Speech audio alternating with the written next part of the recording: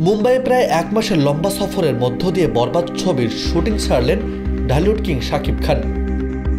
তবে পুরোটা না হলেও ৭০% শুটিং শেষ হয়েছে ছবিটির।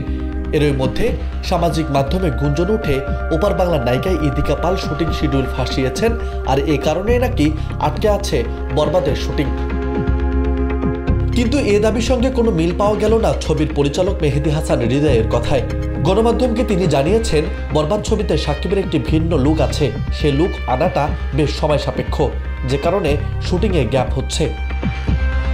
মেহেদীর কথায় বরবাদের সাকিব ভাইয়ের আরেকটা গুরুত্বপূর্ণ লুক আছে, এই লুক আনতে তার শারীরিক পরিবর্তন আনতে হচ্ছে, কিন্তু ন্যাচারালি লুক চাই বলে প্রস্থেটিকে যেতে চাই না। সাকিব ভাইও চাচ্ছেন তার এই লুকটি ন্যাচারালি আসুক, এটা সময় সাপেক্ষ ব্যাপার।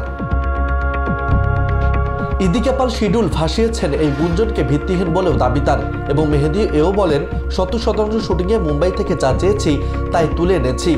ইন্ডিয়ান টিম থেকে শুটিংয়ে যারা জড়িত তারাও অনেক খুশি।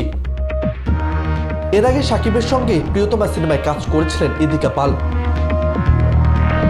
অ্যাকশন ঘরানার সিনেমা বরবাদ আগামী বছরের রোজার ঈদে মুক্তি পাওয়ার কথা রয়েছে।